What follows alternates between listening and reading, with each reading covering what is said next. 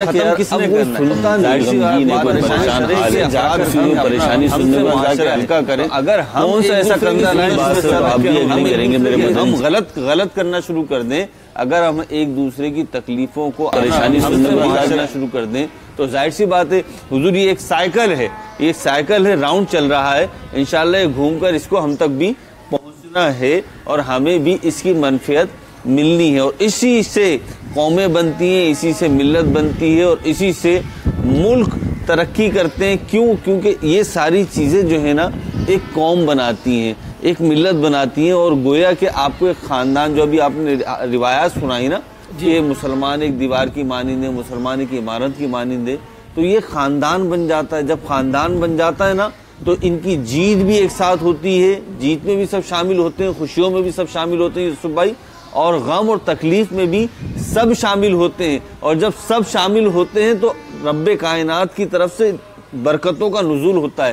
جب برکتوں کا نزول ہوتا ہے، اتفاق میں برکت ہے، مشہور محاورہ بھی ہے اور روایات سے بھی یہ بات ثابت ہے کہ اتفاق میں برکت ہے۔ جب متفق ہو کر کوئی کام کرتے ہیں نا، ایک ساتھ مل کر کوئی کام کرتے ہیں، ایک دوسرے کے ہاتھ میں ہاتھ ڈال کر کوئی کام کرتے ہیں، تو چاہے وہ مشکل ہو، چاہے آسان ہو، چاہے وہ آزمائش ہو، چاہے امتحان ہو، اس کو پار لگا ہی دیتے پھر اللہ کی رحمت سے۔ سبحان اللہ، سبحان اللہ کا فضل ہے، اور ہمیں یہ بیان کرنا چاہیے سلمان بھائی کہ اللہ تبارک و تعالیٰ نے ہمیں پاکستانی بنایا۔ مجھے اس پر پراؤڈ ہے، فخر ہے۔ I am proud to be a Pakistani. Yes. اچھا، لیکن جو احساس کی بات ہے نا، یہ اللہ تبارک و تعالیٰ کی رحمت سے پاکستانیوں میں پایا جاتا ہے۔ آپ دیکھیں کہ اگر کوئی تکلیف ملک پاکستان پر آتی ہے، اللہ کی رحمت سے ہماری عوام جو ہے وہ نکل کر باہر کھڑی ہو جاتی ہے۔ اگر کوئی زلزلہ آ جائے، کوئی آفت آ جائے، ایسا کوئی سینیریو بن جاتا ہے، تو اللہ تبارک و تعالیٰ نے پاکستانی عوام کے اندر یہ جذبہ، یہ احساس دیا ہے کہ وہ اپنی قوم، اپنی ملت کے لیے اٹھ کھڑے ہوتے ہیں، ایک دوسرے کی مدد کرتے ہیں۔ نہ وہاں پر نسل کی کوئی وہ رہتی ہے کہ جناب یہ دوسری نسل کا ہے، دوسرے شہر سے تعلق رکھتا ہے، دوسری قوم سے تعلق رکھتا ہے۔ اس وقت جو ہے اللہ کی رحمت سے پاکستانیوں میں یہ جذبہ ابھر کر سامنے آتا ہے، اور اس پر وہ باقاعدہ ورک کرتے ہیں، اور اس آفت کا، آنے والی مصیبت کا بھرپور جو ہے وہ مقابلہ کرتے ہیں۔ بڑی پیاری بات کہی۔ یہی جو ہوتا ہے ایسے موقع پر، جیسے نیشنل ڈیزاسٹر کوئی ہوتا ہے تو اس پر جو یہ محبت، پیار اور احساس کا جذبہ ابھر کے سامنے آتا ہے، یہ یقیناً قابل ستائش ہے۔ یہاں جو بات کی طرف توجہ دلانا چاہ رہے ہیں وہ یہ ہے کہ جس طرح ہم نیشنل ڈیزاسٹر پر یا کوئی بڑی مصیبت آتی ہے اس پر سارے جو ہے وہ ایک دوسرے کا خیال کرنے کے لیے، ہمارے وہ مسلمان بھائی جو مصیبت میں ہیں ان کا خیال کرنے کے لیے، احساس کرنے کے لیے میدان عمل میں آتے ہیں، یوں ہی ہمیں عام حالات کے اندر بھی ہم اگر کسی کو دیکھیں، کوئی دکھ کے اندر ہے، کوئی کرب کے اندر ہے، کوئی مصیبت کے اندر ہے، کوئی پریشانی کے اندر ہے، کوئی حالات کی چکی میں پس رہا ہے، تو ہم آگے بڑھ کر اس کی غمخواری کریں، اس کی مدد کریں اور اس کی پریشانی کو دور کریں۔ اللہ تعالی ہماری پریشانیوں کو بھی دور فرمائے گا۔ شیخ طریقت امیر اہل سنت دامت برکاتہ القدسیہ آج کے دن کے حوالے سے کیا مدنی پھول عطا فرما رہے ہیں، آئیے سنتے ہیں۔ صلو علی الحبیب صلی اللہ تعالی علی محمد۔ واسطہ پیر و مرشد کا مجھ کو تو بنا یا رب۔ جنگل میں ایک موٹے تازے کتے کو دیکھ کر بھیڑیا نے پوچھا، تم آخر ایسا کیا کھاتے ہو کہ یوں مطلب مشٹنڈے بنے ہوئے ہو؟ اس نے بتایا، میرا مالک مجھے خوب اچھا کھلاتا اور خوب پلاتا۔ بھیڑیا بولا، کیا یہ اچھا ہوتا کہ میری بھی کوئی ترکیب بن جائے؟ کتے نے کہا، ٹھیک ہے، میں مالک سے بات کر کے کل بتاؤں گا۔ دوسرے دن صبح آ کر کتے نے بھیڑیے سے کہا، چلو، مالک نے اجازت دے دی ہے، دونوں چلے۔ جب جنگل سے باہر نکلے، کتا آگے تھا۔ دھوپ کی چمک میں اس نے کتے کے گلے کے گرد گول نشان دیکھ کر پوچھا، یہ کیا ہے؟ جواب دیا، پٹے کا نشان ہے۔ بھیڑیا بولا، کیا مطلب؟ कुत्ते ने कहा मुझे सुबह घूमने के लिए छोड़ते हैं, फिर अभी मालिक के पास जाऊंगा तो मेरे गले में जंजीर डाल दी जाएगी, उम्दा उम्दा बोटियां खाने को मिलेंगी, रात को पहरा दूंगा। भेड़िया बोला क्या मुझे भी इसी तरह बांधा जाएगा? कुत्ता बोला हाँ, बांधेंगे भी और पहरा देने का काम भी लिया जाएगा, जब भी तो उम्दा उम्दा बोटियां मिलेंगी। भेड़िया कहने लगा ना बाबा, मुझे गुलामी की उम्दा उम्दा बोटियां नहीं चाहिए, मैं तो हस्बे मामूल आजादी से घूम फिर कर शिकार करके रूखे सूखे ही पर गुजारा कर लूंगा। ये कहकर भेड़िया चलता बना।